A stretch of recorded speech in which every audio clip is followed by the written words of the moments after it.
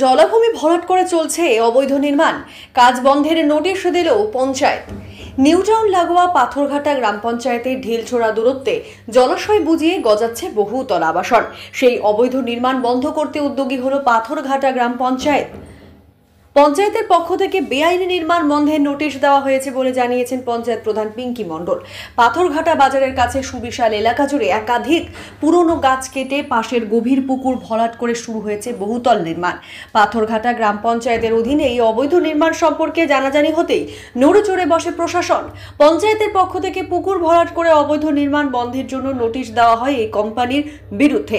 প্রশাসন সূত্রে জানা গিয়েছে, পাথরঘাটা মৌজার জেএল নাম্বার 36-এ একটি কোম্পানির প্রাচীরের মধ্যে থাকা পুকুর রাতের অন্ধকারে ভরাট করার অভিযোগ পাথরঘাটা পঞ্চায়েতে জমা দেন স্থানীয়রা। সেই অভিযোগের ভিত্তিতে অবিলম্বে কাজ বন্ধের জন্য ওই কোম্পানির গেটে কাজ বন্ধের নোটিশ লাগিয়ে দিয়ে আসে পাথরঘাটা গ্রাম পঞ্চায়েতের সরকারি আধিকারিকরা। এই অবৈধ নির্মাণ নিয়ে সরব হয়েছেন শাসক থেকে বিরোধী সব পক্ষ। পাথরঘাটা পঞ্চায়েতটা একেবারে দুষ্কৃতীদের আখড়ায় পরিণত হয়েছে। এর এক বছর আগে আমার মনে আছে, পাথরঘাটা পঞ্চায়েতের ঢিলছোড়া দূরত্বের মধ্যেই একটা তৃণমূল পার্টি অফিসের সামনে একটা মহিলাকে নৃশংসভাবে আক্রমণ করা হয়, এরকম একটা ঘটনা ঘটেছিল। এবং পুরোটাই একটা তৃণমূলের দুষ্কৃতীরা এই জিনিস করছে। আমি বলছি যে এই যে পুকুর ভরাট, রাজারহাট নিউ টাউনে অসংখ্য পুকুর ভরাট হচ্ছে।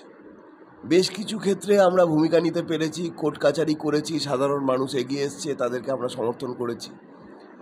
কিন্তু এই যে তৃণমূলের লোভ এবং লালসা, বেআইনিভাবে পুকুর ভরাট করে নিউ টাউন শহরটা হয়েছে, সেখানে জমি টমি বেশি বিক্রি করতে পারছে না, সেইটাকে দেখিয়ে তার আশেপাশের জমি বিক্রি করবে, কোটি কোটি টাকার মুনাফা করবে, এই হচ্ছে তাল। রাজারহাটের তৃণমূল মানে একটা বড় অংশ হচ্ছে জমির দালাল, তারা জমির দালালি করে। এবং শুধু জমির দালালি নয়, বেআইনিভাবে এই পুকুর ভরাট করে বিভিন্ন বেআইনি কাজ, জলা জমি সেটাকে কোনো রকমভাবে কাগজপত্রে দেখিয়ে দিচ্ছে জলা জমি নয়, সেখানে বাড়ি তৈরি করে দিচ্ছে, কোনো প্রমোটারকে বিক্রি করে দিচ্ছে, কোনো ভিন রাজ্যের বাসিন্দাকে বিক্রি করে দিচ্ছে। মানে জমি নিয়ে নানান রকম দুর্নীতি, নানান রকম দু নম্বরই এখানে হচ্ছে। কিন্তু বিশেষ করে পুকুর ভরাটের ক্ষেত্রে এটা উদ্বেগজনক, কারণ সব পুকুর যদি ভরাট করে দেওয়া হয় তাহলে গ্রামের তো জল নিকাশি ব্যবস্থা নেই। শহরে যেরকম হাইড্রেন আছে, জল নিকাশি একটা ব্যবস্থা রয়েছে, গ্রামে তো কোনো জল নিকাশি ব্যবস্থা নেই। গ্রামের জল নিকাশি ব্যবস্থা মানে পুকুর, জলা জমি, গ্রামের জল, বৃষ্টির জল বয়ে পুকুরেই পড়ে। তাহলে সত্যি সত্যি যদি জমি মাফিয়ারা সব পুকুর ভরাট করে দেয় তাহলে সেই গ্রামগুলো তো বৃষ্টিতে জলে ডুবে যাবে।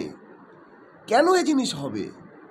যেই পঞ্চায়েত চালাক, আমি আবেদন করব যে পুকুরগুলোকে এভাবে ভরাট করবেন না। আর প্রশাসন তারা কি করছে, পুলিশ কি করছে? স্কুল টিচাররা আন্দোলন করছে, তাদের চাকরি চলে গেছে, তাদের উপরে আক্রমণ করতে পারে পুলিশ। আর সেই পুলিশ তার দিনের বেলায় চোখের সামনে পুকুর ভরাট হচ্ছে, তারা কিছু করছে না। কি টাকা খেয়ে নিয়েছে না কি আছে? আমি বলছি যে এই বিষয়ে সাধারণ মানুষ এগিয়ে আসুক, জনস্বাস্থ্য মামলা করুক, প্রয়োজনে আমরা সহযোগিতা করব। না, আমি প্রথম কথা আমি জানি না, আর তাদেরকে এরকম পুকুর ভরাট করার জন্য আমি পারমিশন দিই না। কেননা আমাদের যে যে পাথরঘাটা পঞ্চায়েতে যেখানে আনলিগালি ভাবে পুকুর ভরাট হচ্ছে তার আমরা বিরোধিতা করি। কেননা যেখানে এরকম শোনা গেছে যে পুকুরে অলরেডি মাটি ভরাট করে দিয়েছে, আমরা সেখান থেকে কিন্তু আমরা বিডিও স্যার, আমাদের সভাপতি আছেন, তার অনুমতি নিয়ে সেখান থেকে আমরা মাটি কেটে তুলে দিয়ে আবার পুকুরে পরিণত করে দিয়েছি। তাই এটা আমার জানা নেই। পাথরঘাটা এখানে আমি আমার বিডিও স্যারকে ফোন করেছিলাম, তিনি বলেছেন নিশ্চয়ই আমরা পদক্ষেপ নেব। যেমন পুকুর আছে, শুধু তার দাগ নাম্বার বা তার পুকুরের যে কাগজ যদি পাওয়া যায় বিডিও স্যারকে দিলে বিডিও স্যার বলেছেন আমি পদক্ষেপ নেব, যে যেমন পুকুর তেমনই করে দেব।